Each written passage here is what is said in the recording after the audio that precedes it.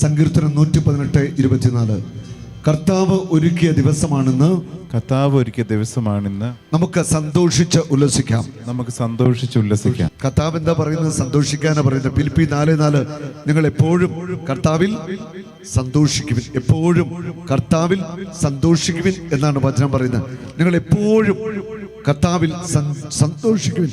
അപ്പൊ സന്തോഷിക്കണം, നമുക്ക് കർത്താവിൽ സന്തോഷിക്കാനായിട്ട് പറ്റണം. ഈ ലോകത്തിന്റെ മോഹങ്ങളിലും ഈ ലോകത്തിന്റെ സുഖങ്ങളിലും ഈ ലോകത്തിന്റെ നേട്ടങ്ങളിലും സന്തോഷിക്കുക എന്നുള്ളതല്ല, അതിൻ്റെ അപ്പുറം കർത്താവിൽ സന്തോഷിക്കുക. രോഗങ്ങളിലും ദുഃഖങ്ങളിലും സഹനങ്ങളിലും സമൃദ്ധിയിലും കഷ്ടപ്പാടിലും എല്ലാം കർത്താവിനോട് ചേർന്ന് നിന്ന് സന്തോഷിക്കാനായിട്ട് നമുക്ക് കഴിയണം. ഹല്ലേലൂയാം, ഹല്ലേലൂയാം. യേശുവേ നന്ദി, യേശുവേ സ്തുതി. Hallelujah, hallelujah. ഒന്ന് കരമടിച്ചു കർത്താവിനെ സ്തുതിക്കാമോ? നന്നായിട്ട്, നന്നായിട്ട്. അമ്മേ മാതാവേ, ഞങ്ങൾക്ക് വേണ്ടി അപേക്ഷിക്കണമേ. Praise the Lord, praise the Lord. നമ്മൾ ഈ മണിക്കൂറിൽ നമ്മുടെ ജീവിതത്തിന്റെ എല്ലാ മേഖലകളെയും കുറിച്ച് നമ്മൾ ചിന്തിക്കുകയാണ്. പ്രത്യേകിച്ച് നമ്മളെല്ലാവരും മനുഷ്യരാണ്, ബലഹീനരാണ്, പാപങ്ങളിലൊക്കെ വീണുപോയിട്ടുണ്ട്. ഒരു കാര്യം തിരിച്ചറിയുക, നമ്മൾ എത്ര വലിയ പാപത്തിൽ വീണ വ്യക്തികളാണെങ്കിലും കർത്താവ് നമ്മോട് ക്ഷമിക്കും. എത്ര വലിയ പാപം ചെയ്ത വ്യക്തികളാണെങ്കിലും കർത്താവ് നമുക്ക് പൂർണ്ണമായിട്ട് മാപ്പ് തരും. അത്രമാത്രമായി ദൈവം നമ്മളെ സ്നേഹിച്ചുകൊണ്ടിരിക്കുന്നു. 1 യോഹന്നാൻ 3:1 കണ്ടാലും എത്ര വലിയ സ്നേഹമാണ് പിതാവ് നമ്മോട് കാണിച്ചിരിക്കുന്നത്. കണ്ടാലും എത്ര വലിയ സ്നേഹമാണ് പിതാവ് നമ്മോട് കാണിച്ചത്. 1 യോഹന്നാൻ 3-ാം അധ്യായത്തിന്റെ 4 മുതലുള്ള വചനങ്ങൾ പറയുന്നു, പാപം ചെയ്യുന്നവൻ നിയമം ലംഘിക്കുന്നു. പാപം നിയമ ലംഘനമാണ്. പാപം ചെയ്യുന്നവൻ നിയമം ലംഘിക്കുന്നു. പാപം നിയമത്തിന്റെ ലംഘനമാണ്. ദൈവിക നിയമങ്ങളുടെ ലംഘനമാണ് പാപം. ഹല്ലേലൂയ. ദൈവത്തിന്റെ കൽപ്പനകൾ, ദൈവത്തിന്റെ വചനങ്ങൾ, സഭയുടെ കൽപ്പനകൾ, ഇതൊക്കെ നമ്മൾ അനുസരിക്കണം. അപ്പോൾ നിയമങ്ങൾ അനുസരിക്കാതിരിക്കുമ്പോൾ അത് ലംഘനമായിട്ട് മാറുന്നു. അതാണ് പാപം. നമ്മുടെയൊക്കെ ജീവിതത്തില് ചെറുതും വലുതുമായ പാപത്തിന്റെ മേഖലയിലൊക്കെ വീണിട്ടുണ്ടാവാം. പക്ഷെ ദൈവം നമ്മുടെ പാപങ്ങളെ ക്ഷമിക്കും. ദൈവം തന്റെ പുത്രനെ ഈ ലോകത്തിലേക്ക് അയച്ചത് മനുഷ്യനെ ശിക്ഷിക്കാൻ വേണ്ടിയല്ല. യോഹന്നാന്റെ സുവിശേഷം 3:17. ദൈവം തന്റെ പുത്രനെ ഈ ലോകത്തിലേക്ക് അയച്ചത് മനുഷ്യനെ ശിക്ഷയ്ക്ക് വിധിക്കാനല്ല, പ്രത്യുത അവൻ വഴി ലോകം രക്ഷ പ്രാപിക്കാനാണ്. ഒരിക്കലും മനുഷ്യനെ ശിക്ഷിക്കുക എന്നൊരു പദ്ധതി ദൈവത്തിന് ഇല്ല. ദൈവത്തിന്റെ പദ്ധതി എന്ന് പറയുന്നത് അത് സ്നേഹത്തിന്റെയും കരുണയുടെയും പദ്ധതികളാണ്. ഒരിക്കലും ഒരു മനുഷ്യനെയും തകർത്തു കളയുവാൻ ദൈവം ആഗ്രഹിക്കുന്നില്ല. ദൈവം കാരുണ്യവാനാണ്. വെളിപാടിന്റെ പുസ്തകത്തില് 5-ാം അധ്യായത്തിന്റെ 9-ാമത്തെ വചനം ഇപ്രകാരമാണ് പറയുന്നത്, അവർ ഒരു നവീഗാനം ആലപിച്ചു, പുസ്തകച്ചുരുൾ സ്വീകരിക്കാനും അതിന്റെ മുദ്രകൾ തുറക്കാനും നീ യോഗ്യനാണ്. കാരണം നീ വധിക്കപ്പെടുകയും അത് യേശുവിനെ കുറിച്ചാണ് പറയുന്നത്. നീ വധിക്കപ്പെടുകയും നിന്റെ രക്തം കൊണ്ട് എല്ലാ ഗോത്രത്തിലും ഭാഷയിലും ജനതകളിലും രാജ്യങ്ങളിൽ നിന്നുള്ളവരെ ദൈവത്തിനു വേണ്ടി വിലയ്ക്ക് വാങ്ങിച്ചു. യേശു ക്രിസ്തു തന്റെ രക്തം നൽകിക്കൊണ്ട് മാനവരാശിയെ മുഴുവൻ എല്ലാ ഗോത്രങ്ങളിലും എല്ലാ ഭാഷകളിലും എല്ലാ ജനതകളിലും എല്ലാ രാജ്യങ്ങളിൽ നിന്നുള്ളവരെ ദൈവത്തിനു വേണ്ടി വിലയ്ക്ക് വാങ്ങി. യേശു വിലയ്ക്ക് വാങ്ങിയവരാണ് നമ്മൾ ഓരോരുത്തരും. തന്റെ പരിശുദ്ധ രക്തം നൽകിക്കൊണ്ട് നമ്മളെ വിലയ്ക്ക് വാങ്ങി. മാനവരാശിയെ മുഴുവൻ യേശു തന്റെ രക്തത്താൽ വിലയ്ക്ക് വാങ്ങി. ഇവിടെ ഹിന്ദുവെന്നോ മുസൽമാനെന്നോ സിഖുകാരനെന്നോ പാഴ്സിയെന്നോ യഹൂദനെന്നോ ജൈനനെന്നോ വ്യത്യാസമില്ല. എല്ലാവരെയും യേശു തന്റെ രക്തത്താൽ വിലയ്ക്ക് വാങ്ങിയതാണ്.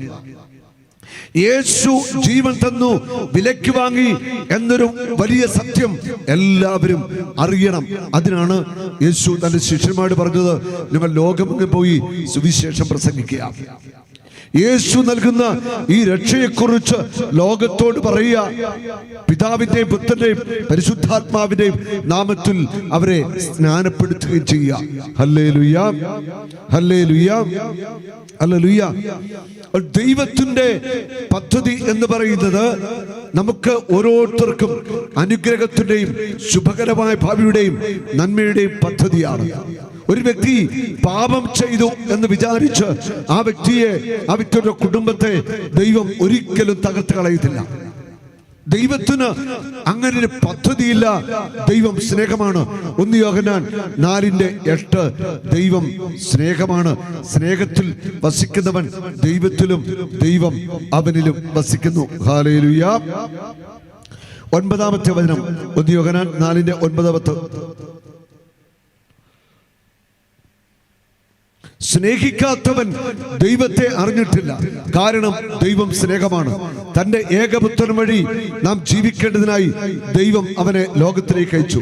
അങ്ങനെ ദൈവത്തിന്റെ സ്നേഹം നമ്മുടെ ഇടയിൽ വെളിപ്പെട്ടിരിക്കുന്നു. ദൈവത്തിന്റെ സ്നേഹം നമ്മുടെ ഇടയിൽ വെളിപ്പെട്ടിരിക്കുന്നു. അതാണ് ക്രിസ്തു.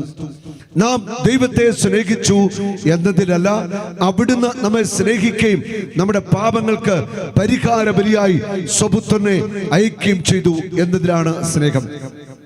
നാം ദൈവത്തെ സ്നേഹിച്ചു എന്നതിനല്ല, ദൈവം നമ്മെ സ്നേഹിച്ചു.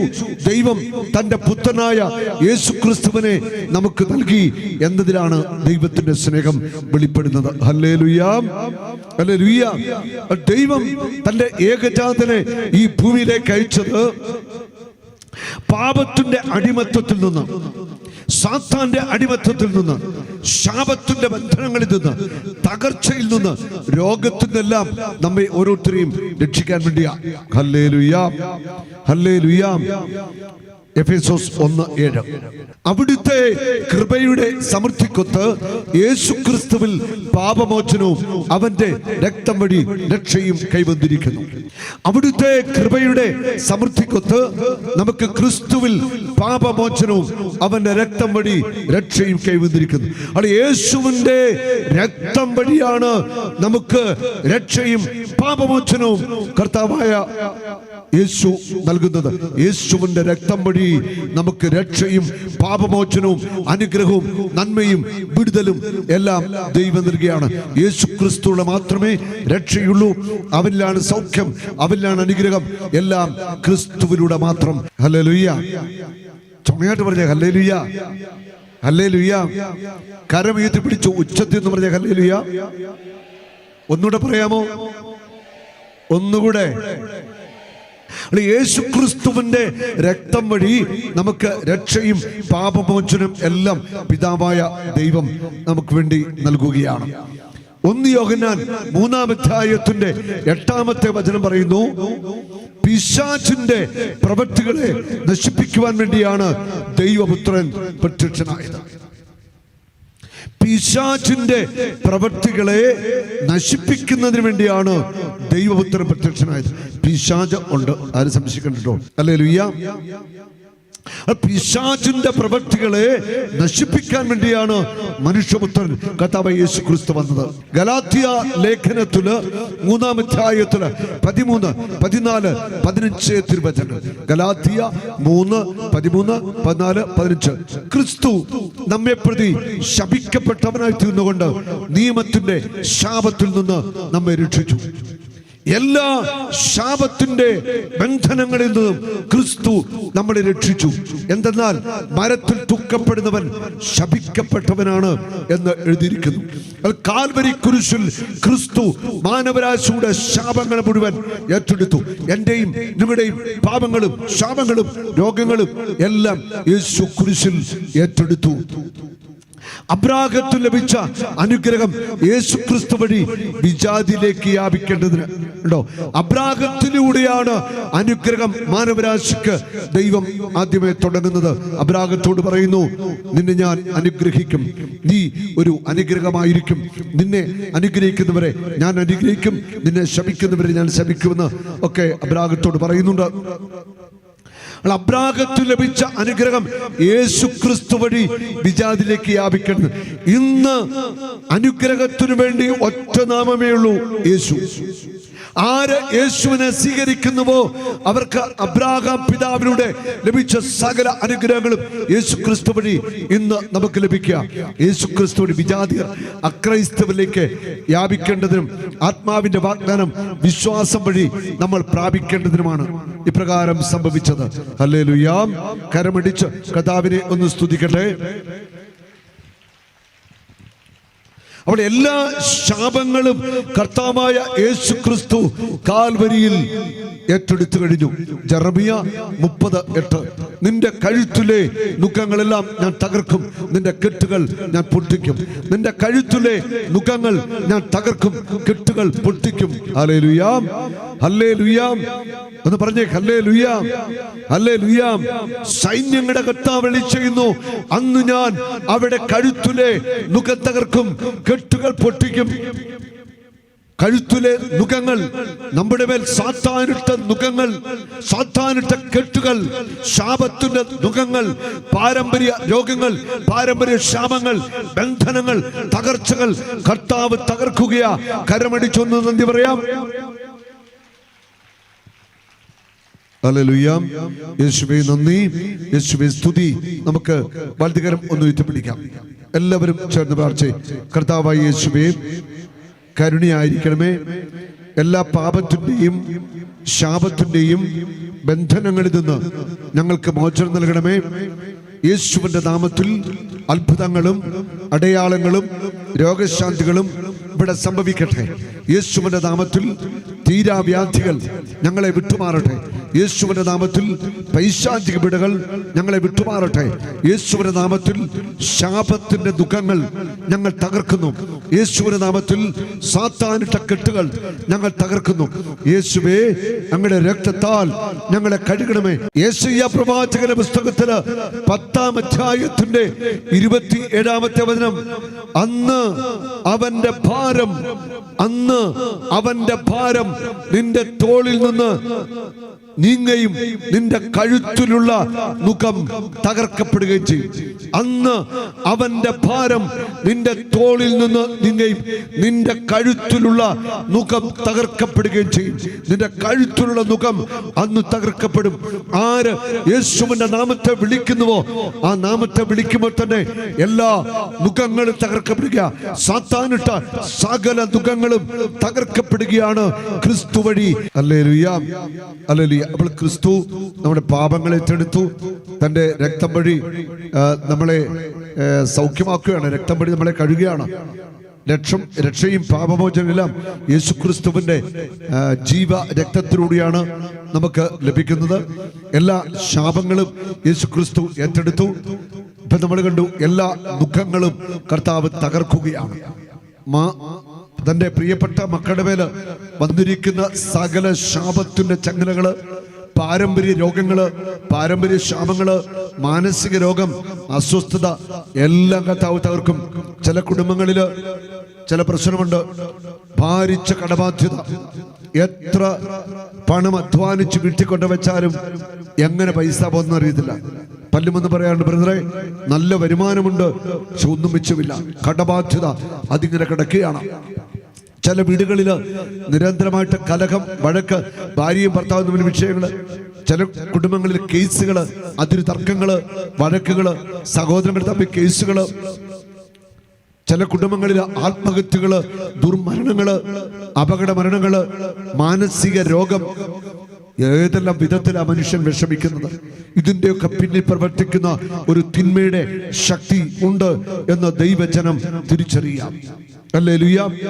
ഈ തിന്മയുടെ ശക്തിയെ നമ്മുടെ കുടുംബങ്ങളിൽ നിന്ന് നമുക്ക് തകർക്കണമെങ്കിൽ നമ്മൾ ശക്തമായിട്ട് പ്രാർത്ഥിക്കണം. പ്രത്യേകിച്ച് ഡെലിവറൻസിന്റെ മേഖലയിൽ ദൈവജനം നിരന്തരമായിട്ട് ദൈവസന്നിധിയിൽ പ്രാർത്ഥിച്ചു കൊണ്ടിരിക്കണം. ഹല്ലേലൂയ.